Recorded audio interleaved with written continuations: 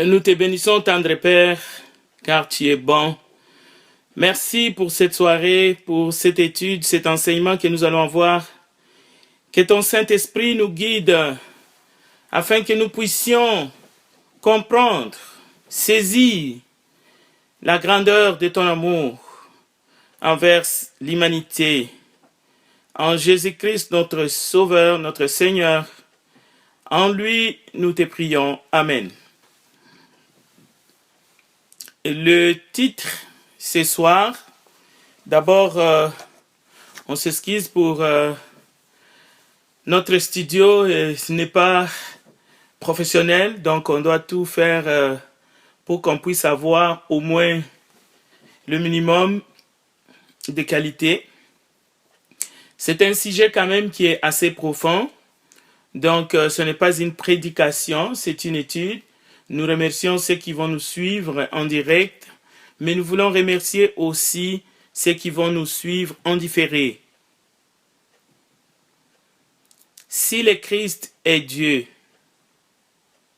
comment peut-il encore mourir? Voilà la question que nous allons élaborer à travers les Écritures ce soir. Nous vous demandons d'être patients parce que la parole de Dieu mérite notre attention, notre concentration. Nous venons de demander au Père de nous aider à travers son esprit. Alors, poser une question comme celle-là, c'est vraiment motivant parce que la parole de Dieu va nous aider à comprendre. Cela nous motive. Nous commencerons d'abord pour dire que tout ce que Dieu est, tout ce que Dieu fait, il est fait par amour. Dieu est amour. Donc, nous allons tout de suite comprendre comme il est écrit dans la Bible, la parole de Dieu. Nous devons racheter les temps, nous devons répondre à toutes les questions, bien entendu avec douceur. Nous ne devrons pas être inconsidérés, nous devons comprendre quelle est la volonté de Dieu. Nous devons éviter nous devons éviter le faux enseignement et nous devons parler selon l'esprit. C'est ça qui est important. C'est pour cela que nous lisons dans Éphésiens, entretenez-vous par des psaumes, par des hymnes, par des cantiques spirituels. Nous devons chanter, célébrer de tout notre cœur les louanges du Seigneur. Pour répondre à cette question, c'est simple. Nous allons d'abord commencer au commencement. Dieu avait averti Adam concernant deux choses importantes. Il s'agissait de la vie et de la mort dans le jardin d'Éden. Nous voyons cela dans Genèse chapitre 2, verset 15. Dieu a dit à Adam qui a été créé en premier. Genèse chapitre 2, verset 15. L'Éternel Dieu prit l'homme, le plaça dans le jardin d'Éden pour le cultiver et pour le garder. L'Éternel Dieu donna cet ordre à l'homme. Tu pourras manger de tous les arbres du jardin, mais tu ne mangeras pas de l'arbre de la connaissance du bien et du mal, car les jours où tu en mangeras, tu mourras. Donc, les deux choses les plus importantes, déjà d'entrée de jeu, à la création, Dieu parle de la vie et de la mort à l'homme qu'il vient de créer, Adam. Il lui dit, voici, j'ai placé dans le jardin d'Éden l'arbre de la connaissance du bien et l'arbre de la connaissance du mal. Il dit, tu pourras manger tous les arbres du jardin, mais tu ne mangeras pas de l'arbre de la connaissance du bien et du mal, car les jours que tu en mangeras, tu mourras. Nous savons ce qui s'est passé, ce n'est pas le sujet du jour. Notre sujet concerne Jésus-Christ, Fils de Dieu, Dieu selon les Écritures, et comment ça se fait que il va mourir, un Messie qui meurt. C'est un scandale pour les uns, folie pour les autres, mais nous allons essayer de voir qu'est-ce que la Bible en dit. Alors, tout de suite après la désobéissance de l'homme et de la femme, nous lisons dans Genèse chapitre 3, verset 19, ce qui suit. Lorsque Dieu constate et s'approche à l'homme qu'il a créé, ainsi que la femme qui était à son côté, Dieu leur adresse la parole. Nous connaissons très bien l'histoire. Vous pouvez la lire dans Genèse chapitre 2 et 3. Mais en Genèse chapitre 3, verset 19, nous pouvons lire ce texte, ce message que nous connaissons et qui nous concerne aussi quelque part. C'est à la sueur de ton visage que tu mangeras du pain, jusqu'à ce que tu retournes au sol, car c'est de lui que tu as été pris, car tu es poussière et tu retourneras dans la poussière. Ça nous concerne, le sujet de la mort, surtout en ces temps-ci. Pourquoi? On peut dire que c'est l'accomplissement de Genèse chapitre 2, verset 15, parce que l'homme a décidé de désobéir à son Dieu, son Créateur. Mais plus loin, quand nous allons dans le Nouveau Testament, parce qu'il faut trouver le fil conducteur dans la parole de Dieu, sinon on se perd. La Bible est comparable à vraiment une grande forêt et c'est très facile de se perdre. C'est pour cela que le Saint-Esprit a distribué des dons pour l'édification du corps du Christ. Nous lisons dans le Nouveau Testament, au cœur même, après les évangiles, le salaire du péché, c'est la mort. Vous savez, nous sommes dans Romains. Le don gratuit de Dieu, c'est la vie éternelle en Jésus-Christ. Mais attention, nous pouvons remarquer un principe divin que le travail, parce qu'il est question du travail dans Genèse 3, c'est à la sueur de ton visage que tu mangeras ton pain. Ce principe traverse les siècles. Le travail précède la rémunération. Même si aujourd'hui, l'homme, dans la déformation, il y a des contracteurs, il y a des travailleurs, électriciens, peu importe, même dans le travail du gouvernement, on peut recevoir son salaire avant même de faire le travail. Surtout ceux qui font le travail des mains. Ou une partie du salaire, et lorsqu'on termine le salaire, on reçoit ou on nous doit les restes. Mais écoutez, le principe divin, c'est qu'il faut transpirer d'abord. C'est ce que Dieu a dit à Adam. Ici, je montre les principes. Je ne condamne pas si on peut avoir son salaire avant même de travailler. Ce qui fait que parfois, on finit pas la job. On finit pas le travail. Ça, ce sont des abus. Il y a des gens, lorsqu'ils ont déjà empoché tout l'argent du travail, eh bien, c'est très difficile pour mener le travail.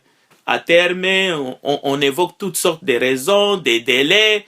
On commence un autre travail ailleurs, alors qu'on n'a pas fini le travail pour lequel on a déjà empoché tout l'argent. Mais le principe divin, on le voit même dans les évangiles, lorsque Jésus donne l'exemple des serviteurs qui sont embauchés à différentes heures, c'est vers le soir, c'est à la fin de la journée qu'il distribue les salaires. Donc, comprenez bien, lorsque vous travaillez, attendez votre salaire à la fin du mois. Bon, ça c'est une parenthèse. On ferme la parenthèse. Le salaire du péché, c'est la mort. Alors, la mort, nous voyons à travers le livre du commencement, la mort c'est un salaire, mais un salaire du péché. Lorsqu'on pêche, comme Dieu l'a annoncé déjà à Adam, il fallait que la mort intervienne. La même chose, nous avons dit que le travail précède la rémunération. Le don de grâce aussi, lorsque nous l'acceptons, lorsque nous obéissons à l'évangile, eh bien, nos péchés sont pardonnés. Donc, il ne faut pas utiliser la grâce à bon marché. Dire que, bon, Jésus est déjà mort. Donc, non, il faut accepter, il faut obéir à l'évangile. Et d'ailleurs, il y a un autre texte que nous pouvons trouver dans la Bible, l'ouvrier mérite son salaire. Donc, le travail, encore une fois, précède le salaire. Romains 6, 23, nous lisons clairement, car le salaire du péché, c'est la mort, mais le don gratuit de Dieu, c'est la vie éternelle en Jésus-Christ, notre Seigneur. Alors, remontons les temps, toujours pour aller comprendre ce qui se passe entre Dieu et son peuple élu, les enfants d'Israël. En Deutéronome chapitre 30, verset 14, j'aime bien ce texte parce que cela va nous aider à comprendre justement la question de ce soir. Jésus-Christ, le Messie, le Fils de Dieu, Jésus-Christ, que la parole déclare qu'il est Dieu, qu'il était 100% homme et 100% Dieu, comment ça se fait qu'il puisse mourir encore? Alors, dans Deutéronome 30, verset 14, nous voyons toujours la relation entre Dieu et son peuple ici, en Deutéronome 30, 14. Écoutez, c'est une chose, au contraire, qui est tout près de toi, donc la parole, dans ta bouche et dans ton cœur, la loi ici, afin que tu la mettes en pratique. Vois, je mets aujourd'hui devant toi la vie et le bien, la mort et le mal, car je te prescris aujourd'hui d'aimer l'Éternel ton Dieu, de marcher dans ses voies, d'observer ses commandements, ses lois et ses ordonnances, afin que tu vives et que tu multiplies et que l'Éternel ton Dieu te bénisse dans les pays dont tu vas entrer en possession. Mais, si ton cœur se détourne, si tu n'obéis point, et si tu te laisses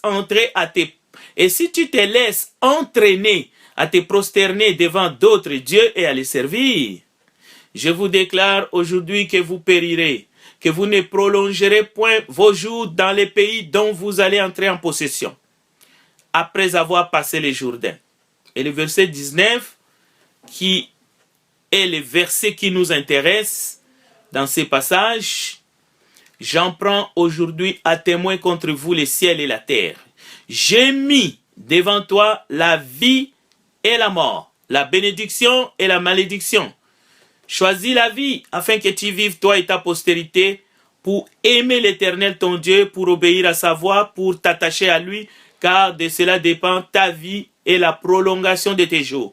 Et c'est ainsi que tu pourras demeurer dans les pays que l'Éternel a juré de donner à tes pères, Abraham, Isaac et Jacob. Si le Christ est Dieu, nous allons comprendre maintenant, et nous savons qu'il est Dieu, comment peut-il encore mourir?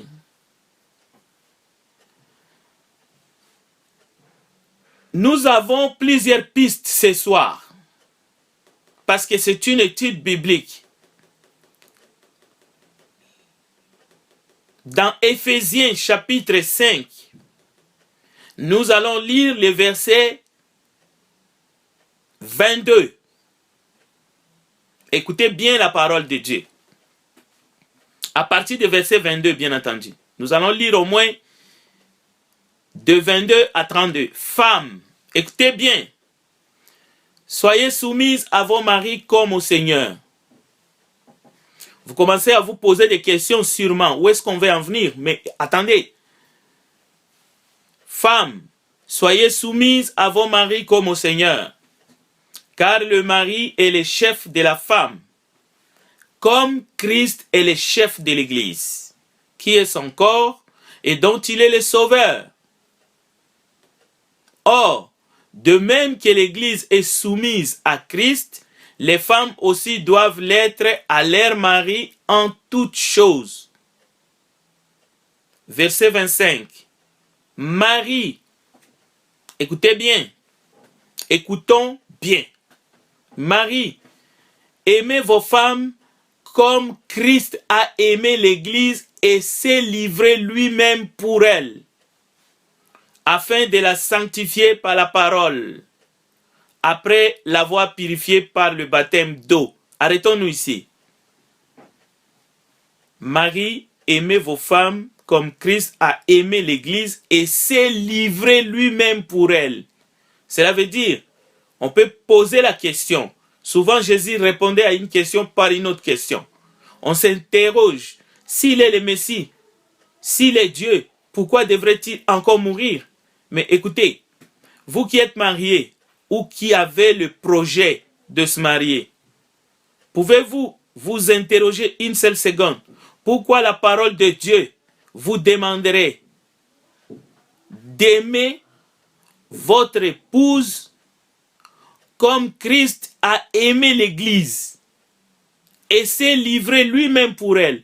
Pourquoi un mari serait prêt à se livrer pour sa femme? Pourquoi l'homme, la parole demande ici au verset 25 qu'il soit prêt à se sacrifier pour sa femme? Posez-vous la question. La Bible répond, afin de la sanctifier par la parole, après l'avoir purifiée par le baptême d'eau. Nous avons dit tout ce que Dieu fait, parce que Dieu est amour, donc il est fait par amour. La motivation de Christ pour mourir, c'est l'amour, car Dieu a tant aimé le monde.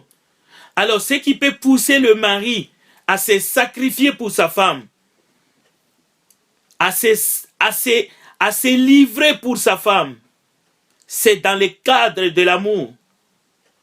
Alors, ne vous étonnez pas si le Christ, qui est Dieu, il va mourir pour l'Église. Le texte nous dit clairement, c'est parce qu'il a aimé l'Église. Nous continuons la lecture. Alors, vous qui avez plusieurs femmes, qui prêchez la polygamie, je ne sais pas pour laquelle vous seriez prêt pour mourir. Ça, c'est le paganisme. Verset 26 et verset 27. Afin de faire paraître devant lui cette église glorieuse, il y a une seule église, sans tache, ni ride, ni rien de semblable, mais sainte et irrépréhensible. C'est ainsi que le mari doit aimer leur femme comme leur propre corps. Écoutez bien, celui qui aime sa femme s'aime lui-même. Car jamais personne n'a haï sa propre chair. Donc le mariage que Dieu reconnaît, c'est le mariage monogame. Car jamais personne n'a haï sa propre chair, mais il la nourrit et en prend soin, comme Christ l'a fait pour l'Église. Parce que nous sommes membres de son corps. C'est pourquoi l'homme quittera son père et sa mère et s'attachera à sa femme, et les deux deviendront une seule chair. Ce mystère est grand. Je dis cela par rapport à Christ et à l'Église. Du reste, que chacun de vous aime sa femme comme lui-même et la femme respecte son mari. Si dans ton couple, celui qui porte le kilo, c'est l'épouse, alors il y a quelque chose qui ne joue pas. Ceci doit être clair et net. Ça, c'est un principe divin. Si dans ton couple, il n'y a pas de respect de la femme envers son mari, priez Dieu.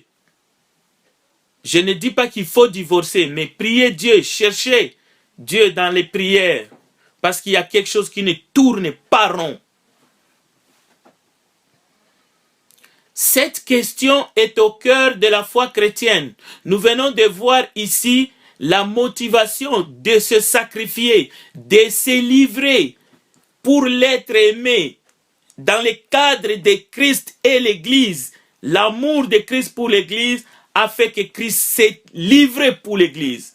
Ne soyez pas étonnés que Christ, dans sa divinité, il a laissé son trône. Il est venu ici-bas pour mourir pour l'Église, qui est son corps.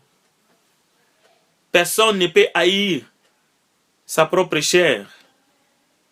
De même, le mari doit aimer sa femme comme Christ a aimé l'Église. Si tu es marié, es-tu prêt à mourir pour ta femme? Nous disions que cette question est au cœur de la foi. Elle nous plonge dans une réalité.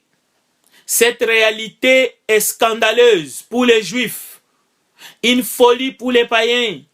Cette réalité, c'est la croix du Christ ou la mort du Christ crucifié sur la croix et non sur un poteau, comme les témoins de Jéhovah le disent, mais sur la croix. 1 Corinthiens chapitre 1 verset 22.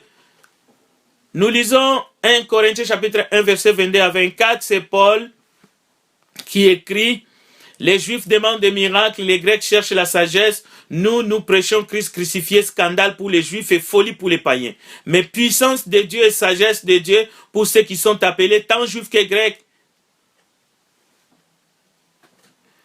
Alors, nous savons qu'il y a des témoins qui ont été là, pas seulement lors de la crucifixion, mais aussi lors de l'ensevelissement de Jésus-Christ. La question ici, ce n'est pas si Christ est réellement mort. Il y a des témoins de sa passion, même de son jugement, de sa crucifixion, de son ensevelissement, et il y a des témoins de sa résurrection. Et on peut aller plus loin, il y a des témoins de son ascension. Donc, c'est une vérité fondamentale. Il y avait la foule qui a assisté à sa mise à mort sur une croix, à côté de deux malfaiteurs qui étaient condamnés au même supplice. Les soldats romains qui ont mis le Seigneur sur la croix. L'agonie de Jésus, la Bible nous dit, ça a duré de midi à 15 heures environ. Et nous connaissons ces dernières paroles. Alors, quelle attitude nous devons avoir? Est-ce que l'attitude de Pilate ou l'attitude des disciples après sa mort? La Bible nous dit, certains parmi eux ne croyaient pas. Ils ont commencé à douter. Parce qu'un Messie qui est mort, même s'il a dit qu'il va ressusciter, mais ce n'était pas clair dans leur esprit. Il y avait des gardes qui ont fini par croire après, les centurions et bien d'autres. On a vu la distance de ces disciples. Il y a des disciples qui ont pris la distance, mais ce n'est pas notre sujet. Quand même, revenons plus, nous allons nous concentrer sur les Écritures. La Bible répond clairement que Jésus-Christ, Fils de Dieu, lui qui avait la plénitude de Dieu, il a été mis à mort dans la chair, mais rendu à la vie dans l'esprit. C'est là que nous trouvons les éléments de réponse. 1 Pierre chapitre 3 verset 18 ou dans 1 Corinthiens chapitre 15 verset 45. Donc, oui, Christ a été mis à mort dans la chair, mais rendu à la vie dans l'esprit. 8 jours plus tard, dans l'évangile de Jean, chapitre 20, verset 26, les disciples étaient de nouveau à l'intérieur. Thomas était avec eux. Jésus vint, alors que les portes étaient verrouillées, il s'éteint au milieu d'eux et dit, « Paix à vous !» Puis il dit à Thomas, « Avance, mets ton doigt ici et vois mes mains. Prends ta main et enfonce-la dans mon côté et arrête de douter. Mais crois. » Sommes-nous en train de douter que si Jésus était réellement Dieu, il serait impossible qu'il soit mis à mort et qu'il soit ressuscité? À quel niveau nous doutons? À quel niveau? Jésus dit à Thomas, crois. Thomas lui répondit, mon Seigneur et mon Dieu. Jésus lui dit, parce que tu m'as vu, tu as cru. Heureux ceux qui n'ont pas vu et pourtant croient. Nous devons être de ceux-là. Mais nous avons un autre texte aussi qui peut nous aider à fortifier notre foi. Ce texte se trouve dans Luc 24. Alors dans Luc 24, à partir du verset 1er, il faut lire Luc 24 au complet. En fait, c'est les disciples sur la route de Maïs. Écoutez, ces disciples étaient tristes Voici ces mêmes jours, 2 disciples allaient à un village nommé Emmaüs, éloigné de Jérusalem de 60 stades, et ils s'entretenaient de tout ce qui s'était passé. Pendant qu'ils parlaient et discutaient, Jésus s'approcha et fit route avec eux. Mais écoutez, leurs yeux étaient empêchés de les reconnaître. Il leur dit, de quoi vous entretenez-vous en marchant, pour que vous soyez tout tristes? L'un d'eux, nommé Cléopas, lui répondit, es-tu le seul qui, séjournant à Jérusalem, ne sache pas ce qui est arrivé ces jours-ci? Quoi, leur dit-il?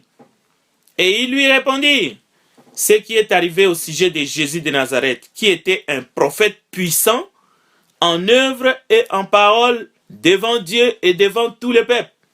Alors vous voyez ces disciples ou l'un de deux, Cléopas, parce que Jésus le Seigneur a été mis à mort, là il va diminuer Jésus juste en qualité d'un prophète.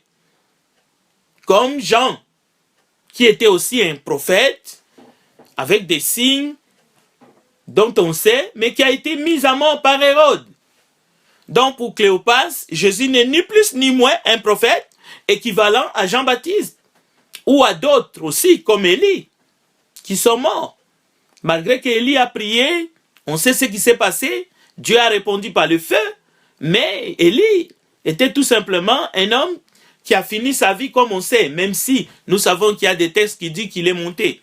Mais nul n'est monté, ça sera un autre sujet un jour. Nul n'est monté au ciel que celui qui est descendu.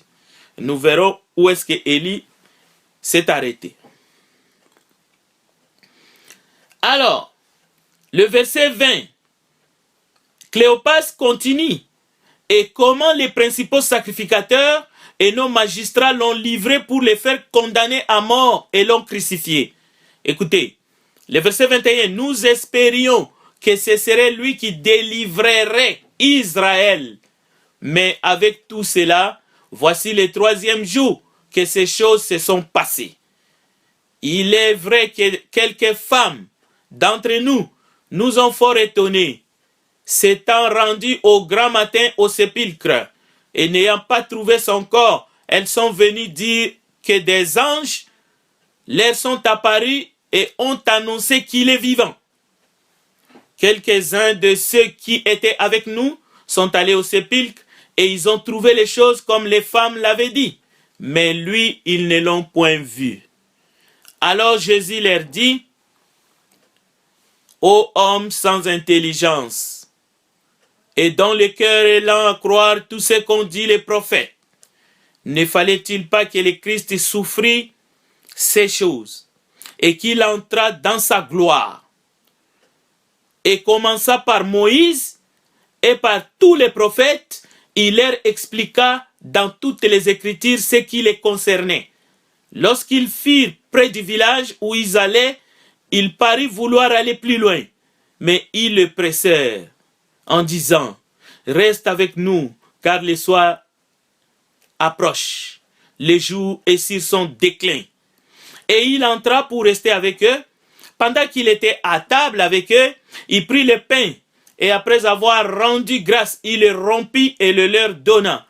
Alors leurs yeux s'ouvrirent, et ils le reconnurent, mais il disparut de devant eux. Voilà la preuve que Jésus-Christ est en train d'entrer dans sa gloire. Pendant qu'il était à table avec eux, il prit le pain et après avoir rendu grâce, il le rompit et il le leur donna. Alors leurs yeux s'ouvrirent et ils le reconnurent, mais il disparut de devant eux. Ils se dirent l'un à l'autre, notre cœur ne brûlait-il pas au-dedans de nous lorsqu'il nous parlait en chemin et nous expliquait les Écritures? Se levant à l'heure même, ils retournèrent à Jérusalem. Et ils trouvèrent les 11 et ceux qui étaient avec eux assemblés et disant, le Seigneur est réellement ressuscité et il est apparu à Simon. Donc, au lieu de s'arrêter juste à dire, si le Christ était Dieu, comment serait-il mort encore? Il faut aller plus loin. il faut comprendre qu'il n'est pas seulement mort. La mort est un grand sujet dans les évangiles. Mais il y a la résurrection. Le troisième jour. Et la résurrection, nous verrons, c'est un thème central dans l'évangile. Et ça fait partie même, et c'est cela qui fait même, qui nous fait découvrir la divinité de Jésus-Christ. Et le verset 35, 34. Et en disant, le Seigneur est réellement ressuscité et il est apparu à Simon. Et ils racontèrent ce qui leur était arrivé en chemin. Et comme il avait reconnu au moment où il rompit le pain. Écoutez, tandis qu'il parlait de la sorte, lui-même se présenta au milieu d'eux et leur dit, la paix soit avec vous. Saisis de frayeur et d'épouvante, ils croyaient voir un esprit. Mais il leur dit, pourquoi êtes-vous troublés et pourquoi pareille pensée s'élève dans vos cœurs? Voyez mes mains et mes pieds, c'est bien moi. Touchez-moi et voyez, un esprit n'a ni chair ni os, comme vous voyez que j'ai. Et en disant cela, il leur montra ses mains et ses pieds. Comme dans leur joie, ils ne croyaient point encore et qu'ils étaient dans l'étonnement, il leur dit, avez-vous ici quelque chose à manger? Ils lui présentèrent du poisson rôti et un rayon de miel, et il en prit, il mangea devant eux. Puis il leur dit, c'est là ce que je vous disais lorsque j'étais encore avec vous, qu'il fallait que s'accomplisse tout ce qui est écrit de moi dans la loi de Moïse, dans les prophètes et dans les psaumes. Donc nous devons chercher Christ même dans la loi de Moïse, dans les prophètes, dans les psaumes, parce qu'il est question de lui. Et le verset 45, alors il leur ouvrit l'esprit afin qu'ils comprissent les Écritures. Nous devons comprendre les Écritures grâce à Jésus, grâce à son esprit. Et il leur dit, ainsi il est écrit que le Christ souffrirait et qui ressusciterait des morts le troisième jour, et que la repentance et le pardon des péchés seraient prêchés en son nom à toutes les nations, à commencer par Jérusalem. Vous êtes témoins de ces choses. Et voici, j'enverrai sur vous ce que mon Père a promis. Mais vous restez dans la ville jusqu'à ce que vous soyez revêtus de la puissance d'en haut. Il les conduisit jusque vers Béthanie, et ayant levé les mains, il le bénit. Pendant qu'il les bénissait, il se sépara d'eux et fit enlever au ciel. Pour eux, après l'avoir adoré, ils retournèrent à Jérusalem avec une grande joie. Et ils étaient continuellement dans les temples, louant et bénissant Dieu. Donc, nous venons de voir, nous venons de suivre comment Christ, non seulement à travers ces écritures que nous venons de lire dans Luc chapitre 24, comment il a été mis à mort, mais comment il est apparu à ses propres disciples tour à tour, et comment il s'est élevé justement pour retourner au ciel dans sa gloire.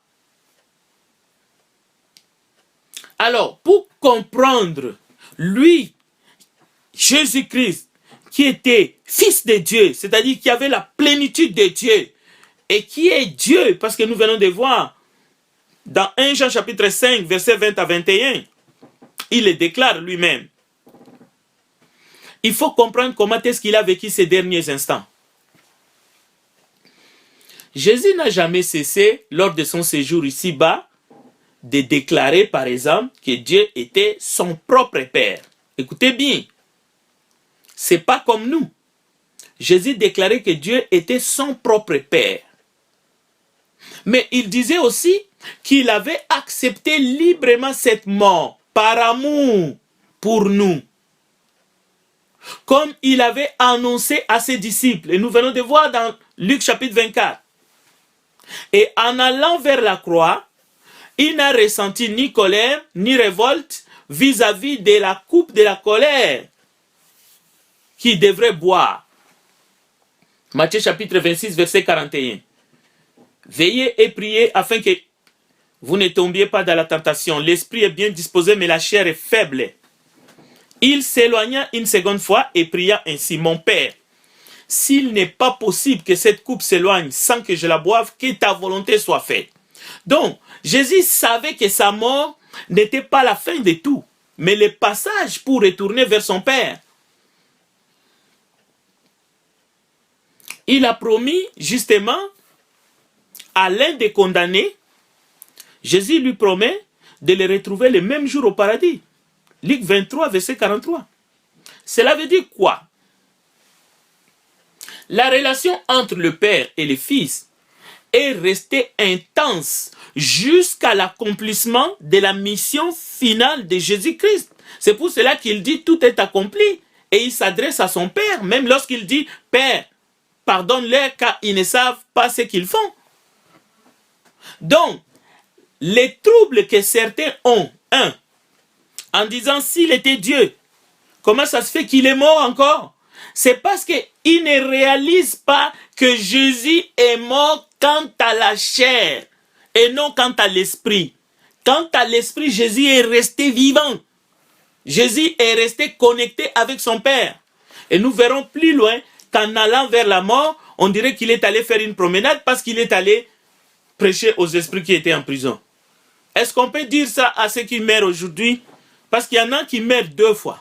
Ils meurent quant à la chair et ils meurent quant à l'esprit. Il y a même des gens qui sont morts, mais ils marchent encore. Ce sont des morts spirituelles. C'est ce que nous étions, nous. Nous étions morts dans nos péchés. Toute personne qui se présente pour entrer dans l'eau du baptême, c'est un mort spirituellement. C'est pour cela l'enseignement qu'on baptise des gens qui sont déjà sauvés, c'est un enseignement qui vient de l'enfer. La relation entre le Père et le Fils est intense. Et Jésus a accompli sa mission. Et il a dit, Père, pardonne-leur car ils ne savent pas ce qu'ils font. Luc 23, verset 34. Alors, prenez votre Bible. Pour ceux qui pensent capables de le faire, cherchez partout dans le Nouveau Testament où vous trouvez le terme ou le mot Père, biffez ça, remplacé par Jésus. Ou là où vous trouvez Fils et là où vous trouvez Saint-Esprit, biffez ça, remplacé par Jésus. Vous allez voir à quoi va ressembler votre Bible. Votre Bible va ressembler à quelque chose, à un livre de Satan. Parce qu'il y en a qui sont allergiques. Lorsqu'ils attendent Père, ils attendent Fils, ils attendent Saint-Esprit. C'est comme si le diable est en train de les chicoter au fait.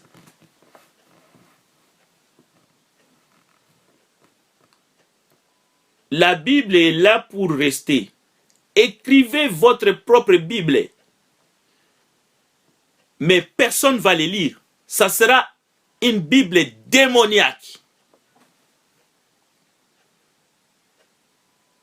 Jésus-Christ a dit, allez faites de toutes les nations des disciples, les baptisant au nom du Père, du Fils et du Saint-Esprit.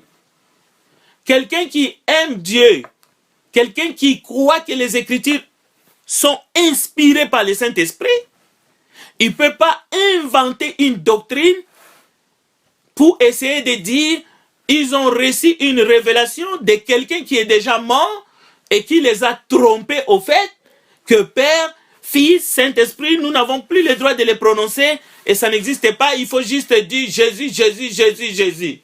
Mais non, la doctrine de Jésus, elle vient des branhamistes. On ferme la parenthèse. N'écoutez pas les diables.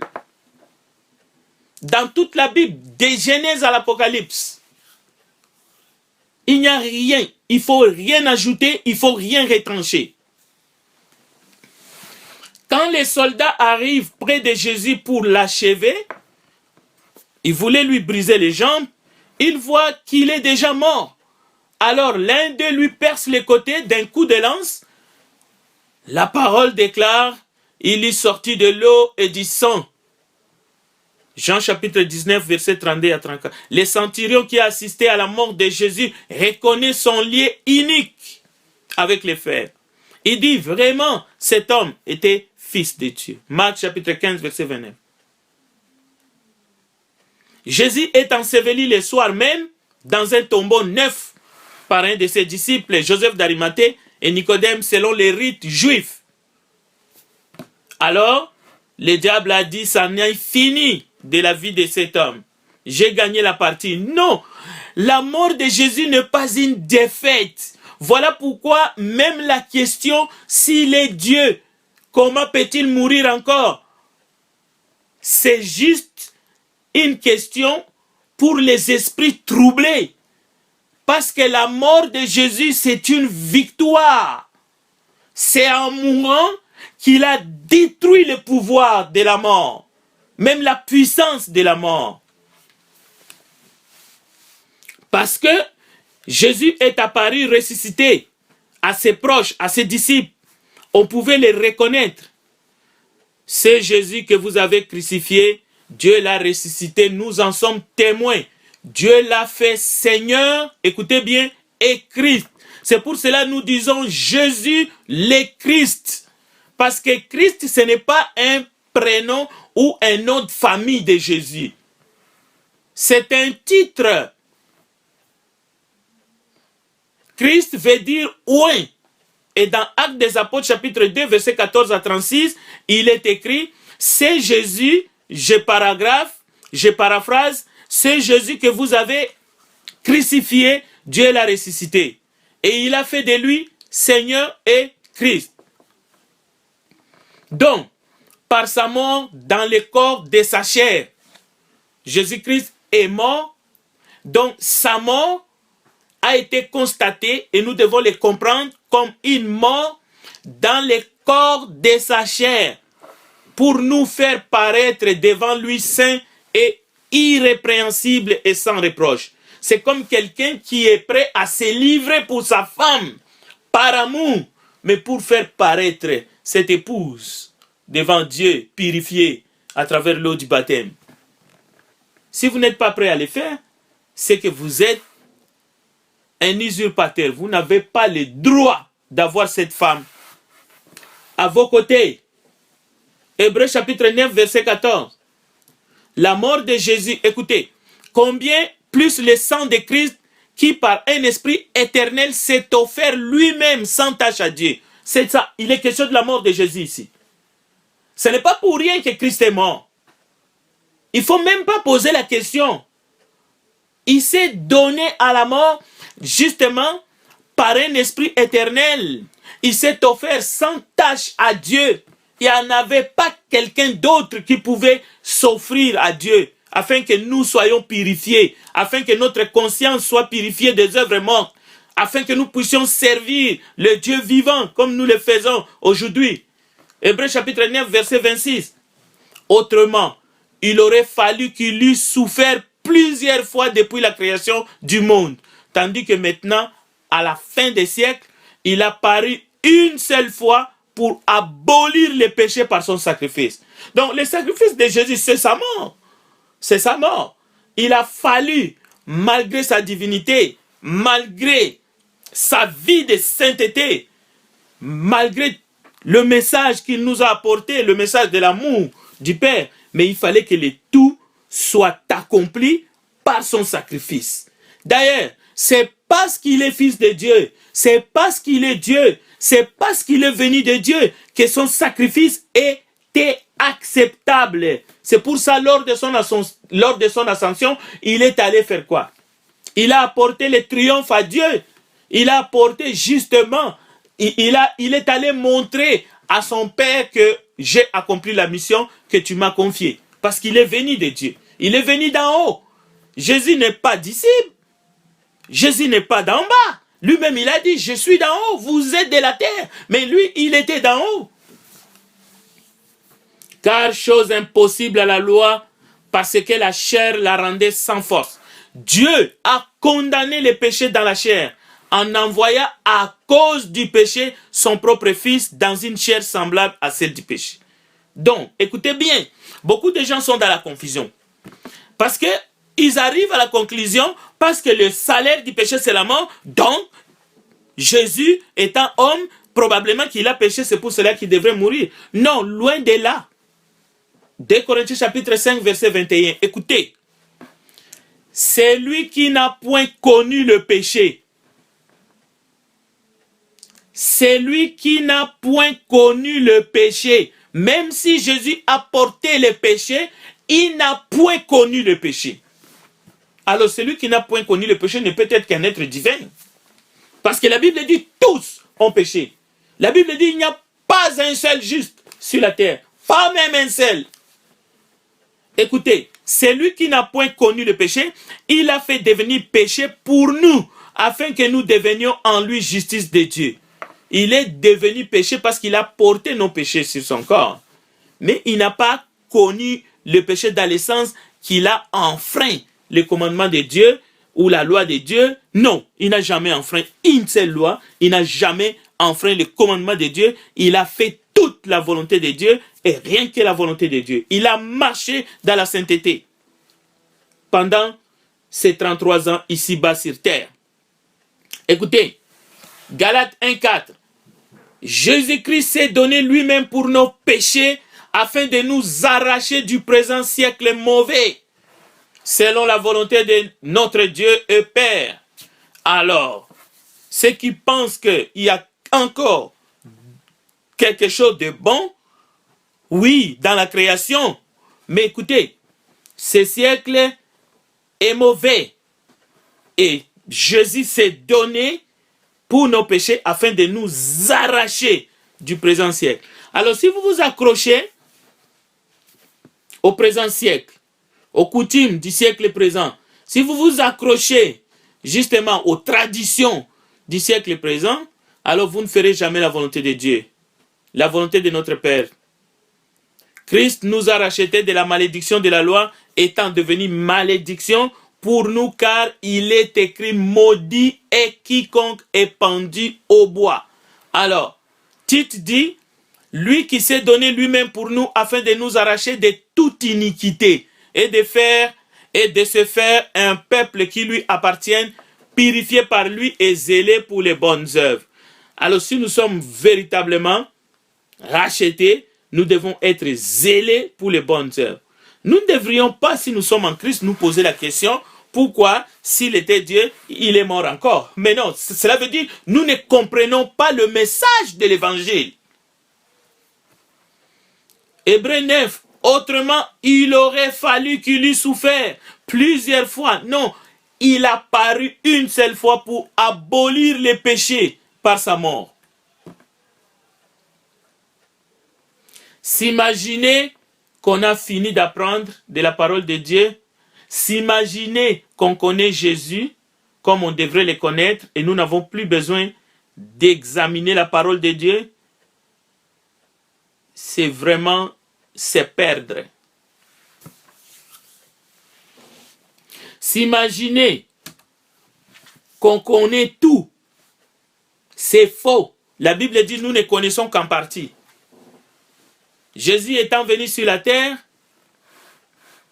la Bible dit les foules étaient frappées par son enseignement. Pourquoi? Parce qu'il enseignait un homme qui a autorité et non pas comme leurs scribes. Il a accompli, pour ne pas dire corriger, plusieurs commandements qui émanaient des 10 commandements de Moïse. Parce que il y avait beaucoup de choses qu'on avait ajoutées qui n'avaient rien à voir. Au fait, on interprétait mal la loi. Même la loi du sabbat. Il va dire non. Vous avez appris, eh bien moi je vous dis. Il avait le pouvoir proprement divin de pardonner les péchés. Donc, il a démontré que la loi qui a été donnée à Moïse, lui, il est venu pour accomplir cela. Et il a démontré qu'il est venu, oui, vers les brebis perdues d'Israël, mais finalement, il a montré que il fallait prêcher l'évangile à toutes les nations. Les seuls problèmes qu'on peut comprendre lorsque on nous pose une telle question que s'il était Dieu, comment se fait-il qu'un Dieu pourrait mourir à la croix comme un vil malfaiteur? C'est la question ou l'image que le peuple de Dieu, le peuple élu, la postérité d'Abraham, ce qu'ils avaient dans leur tête au sujet du Messie. Ils pensaient et ils croyaient à plusieurs types de Messie. D'abord le Messie type d'Aaron, c'est-à-dire celui qui est le Messie sacerdotal. Les Esséniens croyaient à un Messie et ils attendaient ce Messie. Le Messie aussi sous la dynastie dite davidique, c'est-à-dire un roi libérateur.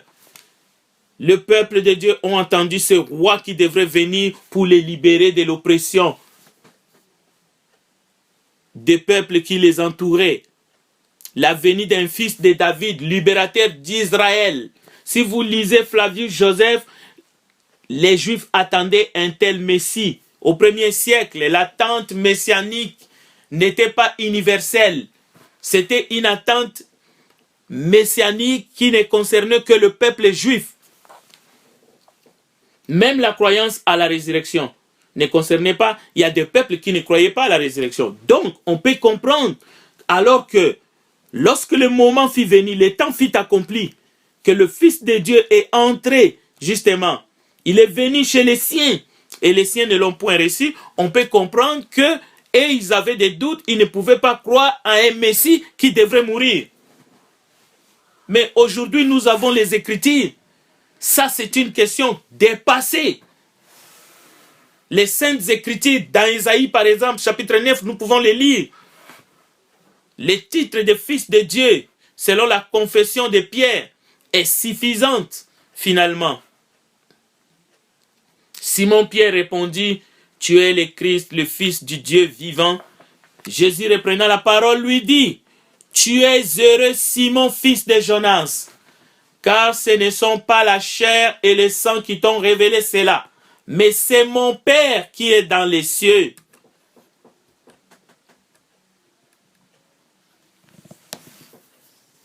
Les fils de Dieu, cela pose un problème à tout le monde. Cela pose encore un problème, pas seulement aux pharisiens, aux autorités du temple de l'époque, mais aujourd'hui encore. C'est pour cela que Jésus partait par des petites interrogations. Qui dites-vous que je suis, moi, le Fils de l'homme? Lorsque Pierre dit tu es le Messie de Dieu, cette réponse a transformé la foi de Pierre et de ceux qui étaient là. Pierre a dit exactement ce que Dieu voulait entendre. Donc, nous allons insister un petit peu avant de conclure sur la résurrection de Jésus, qui est l'accomplissement définitif de la promesse de Dieu à son peuple. Depuis l'Ancien Testament, l'événement qui explique les raisons et même la cause, dans un sens, parce qu'on sait que Jésus est venu nous racheter, mais la résurrection de Jésus, comme la mort de Jésus-Christ sur la croix, fait de lui le Messie qui était prédit, le Fils de Dieu, et le Dieu qui est descendu aussi pour sauver sa création. C'est un scandale pour les Juifs, une folie pour les païens. Les amis de Dieu souffrent jusqu'à date, comme les apôtres ont souffert. Ils ont mangé avec lui, ils ont marché avec lui, ils ont prêché l'évangile. Mais quelle était la fin de leur vie? Ils sont morts. Pourquoi est-ce que Jésus n'a pas fait pour que Jean ne puisse pas passer par la mort? Pourquoi est-ce que Dieu n'a pas fait que tous ceux-là qui ont marché avec Jésus, la femme samaritaine et tous les autres, ne puissent pas mourir quant à la chair, physiquement? Non, la mort n'est pas un problème. Pourquoi est-ce qu'il faut présenter la mort toujours comme un problème? Comme un échec? Comme un malheur? Non. Ce qui est arrivé à Jésus est très spécifique parce que cela fait partie du dessein de Dieu. Mais la mort des amis de Jésus, de tous ceux qui ont suivi Jésus, de premiers disciples, ils ont été persécutés, ils ont été torturés, ils ont été livrés même aux animaux féroces. Pensez-vous que Dieu est faible parce qu'ils sont passés par là? Non, à travers la mort de Jésus, Dieu a démontré sa puissance. Dieu a démontré sa puissance en les ressuscitant d'entre les morts et aussi en envoyant un message clair que la mort, c'en était fini. Parce que la résurrection de Jésus, c'est le prémisse de la résurrection de toute la création de Dieu, de tous les hommes et de toutes les femmes. Pas seulement ceux qui ont mis leur espérance en Jésus, même ceux qui refusent la grâce de Dieu, ils ressusciteront pareillement. Donc, nous commençons maintenant à comprendre que la mort de Jésus-Christ, le seul juste, est l'accomplissement du plan de Dieu. Dieu ne pouvait pas faire mieux pour montrer qu'il a toujours aimé l'humanité qu'il a créée à son image et à sa ressemblance. Le comble de l'amour de Dieu, c'est Jésus-Christ crucifié sur la croix du Calvaire, entre ciel et terre. C'était un écrasement au cœur de la révélation de Dieu. En lisant les psaumes, les chrétiens découvrent un tout nouveau sens et explication de la pierre qu'ont rejetée des bâtisseurs, qui est devenue la tête de l'angle. Vous comprenez? Le Christ est bel et bien cette pierre posée qui nous met devant un choix pour une destinée éternelle. Jésus-Christ. La passion de Jésus devrait plutôt nous pousser dans le bras du Père, mais si nous mettons notre espérance en Jésus, parce que lui, il est venu pour nous sauver, c'est lui notre sauveur. Luc aborde ce thème. Matthieu le fait aussi. Jean nous présente le Christ comme étant le maître de l'histoire, qui marchait souverainement vers son heure. Ésaïe a parlé déjà de la gloire de Jésus. Et cette gloire de Jésus-Christ, c'est la croix. C'est à la croix. C'est à travers la mort de Jésus-Christ que se révèle la gloire du Père.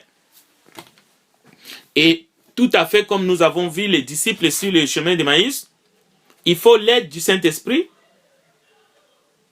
pour voir cette gloire. Parce que beaucoup, ils ont comme une voile sur leur visage. Donc, il faut prier afin que cette voile puisse partir. Quelque temps avant, Jésus, en face du tombeau de Lazare de Béthanie, c'est à sa propre mort imminente que le Fils de l'homme est renvoyé. Parce que nous voyons Jésus frémir. Nous voyons Jésus pleurer avant d'ordonner et de crier « Lazare, sors !» Et la Bible nous dit « Les morts sortis, les mains et les pieds liés ». Mais écoutez, Jésus lui-même, en marchant vers Jérusalem, il se dirige vers sa mort en sacrifice. N'oublions pas que la mort de Jésus est un sacrifice qu'il a offert à son Père dans le but de nous racheter. Alors ne dites pas s'il était ceci ou s'il était cela, pourquoi il serait mort. Mais écoute, si Jésus n'est pas mort, nous serons dans nos péchés. Jésus savait que Dieu l'attendait. Dans l'évangile, la tension montait. C'est pour cela que le Messie promis n'était pas celui que les Juifs pensaient. Qu'il viendrait pour délivrer Israël de ses oppresseurs. Lorsqu'on a voulu enlever Jésus pour faire de lui le roi, il a refusé. Il a refusé complètement, il est allé dans la montagne. Et lorsque Jésus est arrêté, tous les disciples vont l'abandonner. Devant la foule, lorsque Pilate est en train de demander à la foule, qui vous voulez choisir entre Barabbas et Jésus-Christ, la foule a choisi Barabbas. Ils ont condamné Jésus. à mort. Jésus dira maintenant, mon âme est troublée, que dirai-je? Père, sauve-moi de cette heure. Mais c'est pour cela que je suis venu. Donc, écoutez bien, Jésus dit, c'est pour cela que je suis venu. Donc, la mort de Jésus n'est pas un problème, ni pour sa divinité, ni pour... écoutez, les soldats se moquaient de lui et lui disaient, si tu es le Fils de Dieu, descends de la croix. Même les brigands l'injuriaient. Il a sauvé les autres, qu'il se sauve lui-même. Donc, vous comprenez? Mais Jésus savait pourquoi il est venu. La Bible nous dit, Jésus-Christ est venu dans le monde pour mourir. Dans l'évangile, le Messie promis et attendu est de plus en plus seul. Les disciples l'ont abandonné. Les foules ont choisi Barabbas. La Bible dit, sa sueur se transforme en grumeaux de sang. Il ne s'agit pas du tout d'une communion rompue entre le Père et le Fils. En tout cas, pas du tout. Parce que nous voyons que les anges viennent pour les servir.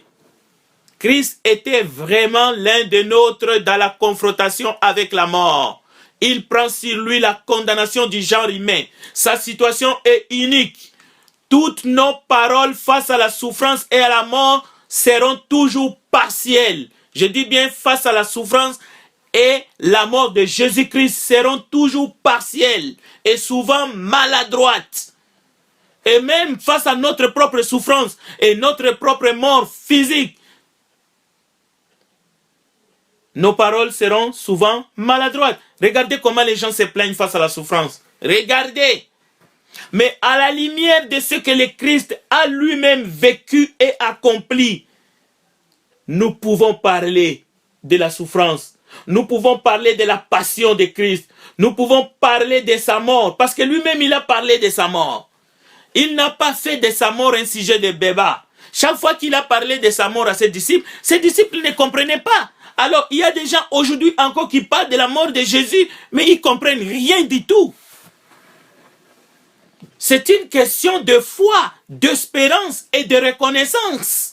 Lorsque nous parlons de la mort de Jésus, nous devons reconnaître qu'il est Fils de Dieu. C'est pour cela qu'il a accepté cette mort atroce.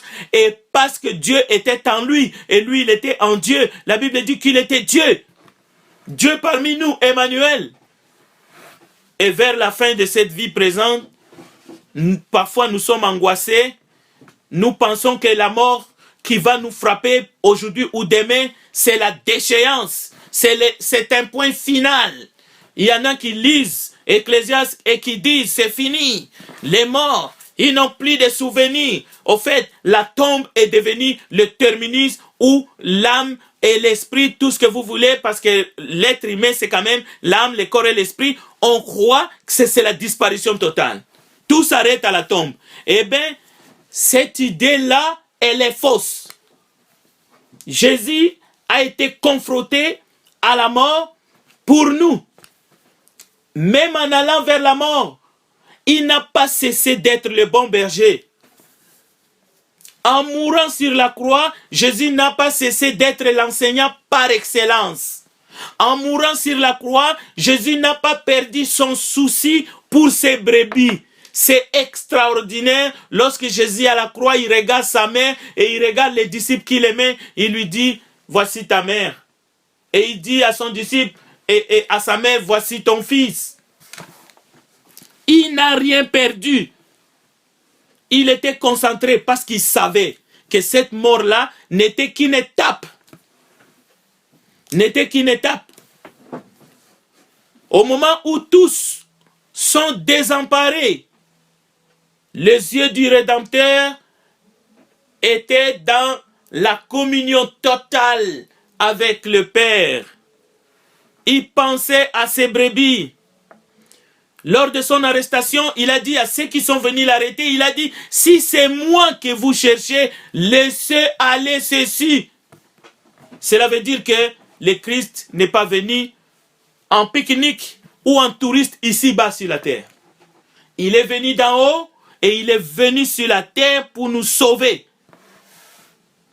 Donc, il était un vrai homme, Jésus-Christ, et il était un vrai Dieu. Il sait de quoi nous sommes faits et il sait que nous avons très peu de foi en face de la mort, de notre propre mort.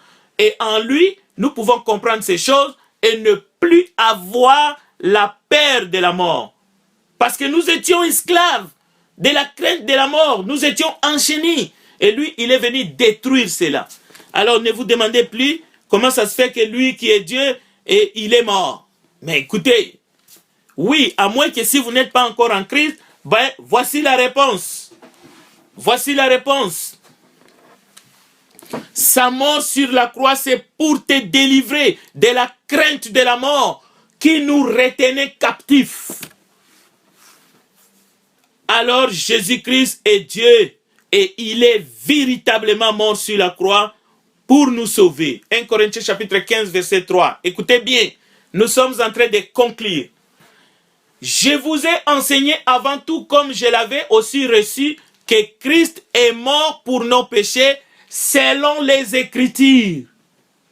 Donc, il ne faut pas comparer la mort du Christ à la mort d'un Judas Iscariote ou à la mort de Hérode qui a été frappé par un ange. Non. Il a été enseveli et qu'il est ressuscité le 3e jour selon les Écritures. C'est selon les Écritures qu'il est mort pour nos péchés. Donc, si Jésus est Dieu, est-il vraiment mort? Nous dirons, de quelle mort parle-t-on? Physique ou spirituel? Jésus est-il mort physiquement? Jésus est-il mort spirituellement? Les Écritures d'ailleurs vont utiliser un autre terme. Nous savons que la mort dont on fait allusion lorsqu'on s'interroge de cette façon, bien entendu, il s'agit de la mort physique, la séparation du corps, de l'esprit, de l'âme. Mais Jésus-Christ, grâce à sa mort et sa résurrection, toute l'humanité sera ressuscitée. Et ceux qui ont mis leur espérance en lui bénéficieront parce qu'il a payé le prix de notre rédemption par sa mort. La mort, c'est un état selon certains biologiques et il ne faut pas vous fier à cette définition. C'est ça qui bloque beaucoup. La mort, c'est un état irréversible d'un organisme biologique ayant cessé de vivre. C'est pour ça qu'on va creuser quelque part là-bas en Israël pour essayer de trouver la tombe de Marie, de Jean-Baptiste et soi-disant de Jésus. Mais demandez aux historiens si ses propres disciples ont retrouvé son corps dans la tombe. Allez-y. On a soudoyé les policiers pour dire les soldats qui étaient des gardes devant sa tombe. On les a soudoyés, on les a donné l'argent, afin qu'ils fassent une fausse propagande. Donc, dans la biologie, la mort, c'est un état qui se caractérise par une rupture définitive de la cohérence des processus vitaux de l'organisme considéré. Eh bien, écoutez, même en mourant, la Bible dit, les saints, le Christ, il n'a pas vu la corruption. Cela veut dire quoi? Même ses os n'ont pas été brisés. Cela veut dire même son corps n'a pas atteint ce qu'on appelle, je ne sais pas, en biologie, il y a un terme. Jésus est ressuscité. Il a montré son côté, il a montré ses mains, il a dit c'est moi. Mais, vous savez, Jésus est ressuscité avec un corps glorieux. Ce n'est pas parce que l'autre corps qu'il avait, le corps qui était semblable au nôtre, ce corps-là avec lequel il a porté le péché, et il a commis le péché en action. Non. Mais il avait un corps glorifié. C'est pour cela que nous voyons, il disparaît et il est monté au ciel. Alors quiconque invoquera le nom du Seigneur sera sauvé. Cet homme livré selon les desseins arrêtés, selon la préscience de Dieu. Écoutez bien, Nous sommes dans Actes chapitre 2, verset 23.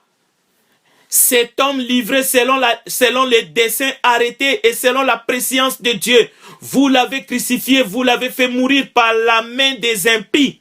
Dieu l'a ressuscité en le délivrant des liens de la mort, parce qu'il n'était pas possible qu'il fût retenu par elle. Car David dit de lui, je voyais constamment le Seigneur devant moi, parce qu'il est à ma droite, afin que je ne sois point ébranlé. Aussi mon cœur est dans la joie et ma langue dans l'allégresse. Et même ma chair reposera avec espérance.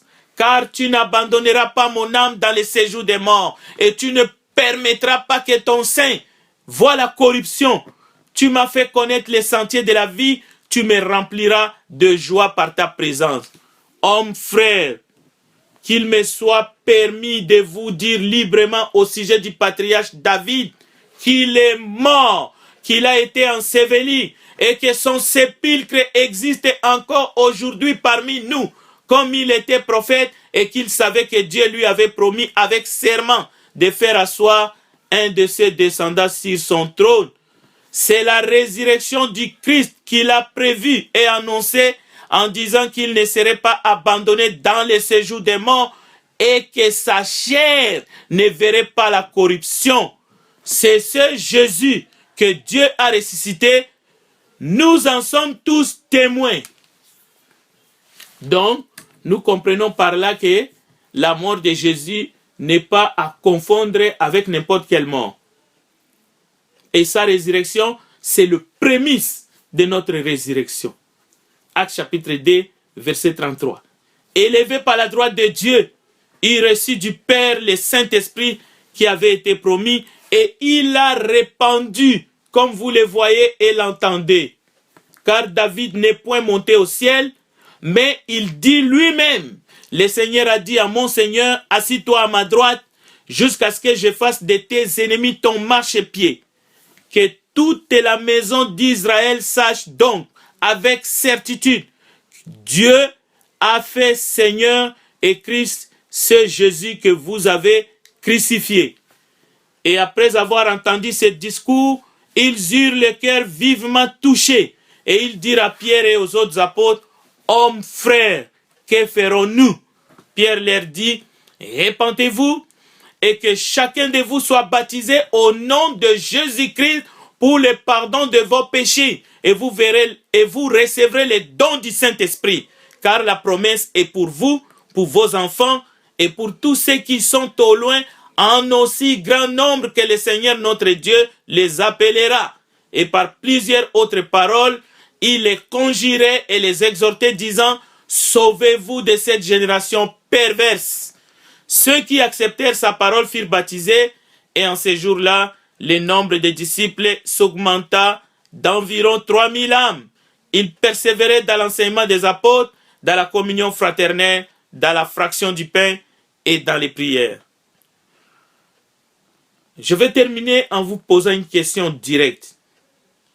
Si vous vous dites chrétien, quel était le mobile qui vous a amené à la croix du Seigneur? Qu'est-ce qui vous a poussé de devenir membre de l'Église de Jésus-Christ? C'est quoi?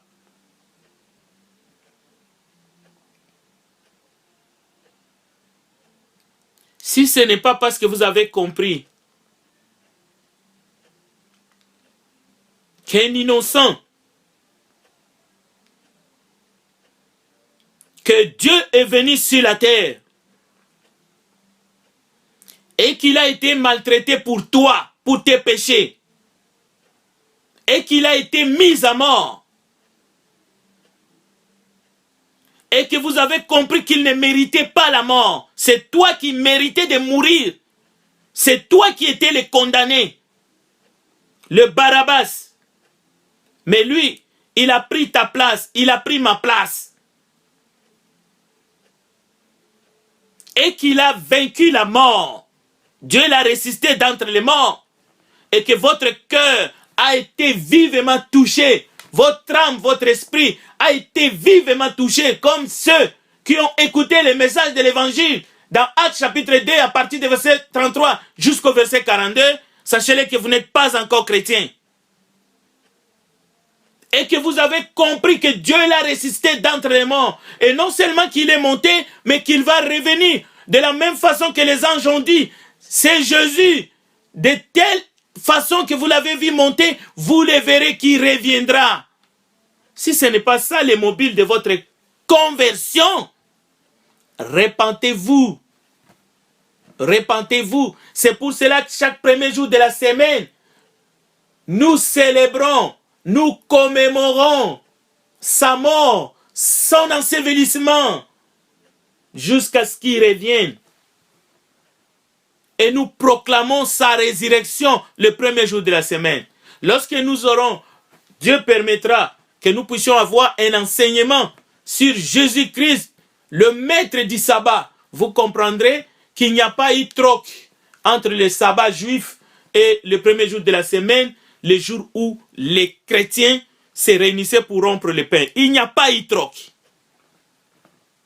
Que Dieu vous bénisse et qu'il continue à vous enseigner lui-même. Terminons par une prière. Nous te bénissons, grand Dieu des cieux, toi qui règnes au siècle des siècles. Merci de nous accorder la vie jusqu'à cette heure, afin que nous puissions ouvrir la bouche, que nous puissions prêcher l'évangile de Jésus-Christ, l'homme de Galilée, celui qui était, qui est et qui vient. Merci pour ton esprit, accompagne-nous, que cette nuit encore, tu nous donnes tes bénédictions, que tu nous fortifies. Père, nous remettons toutes choses sur la terre, dans les cieux, que tout se fasse selon ta volonté. Nous te le demandons au nom de Jésus-Christ, notre Seigneur, notre Sauveur. Amen.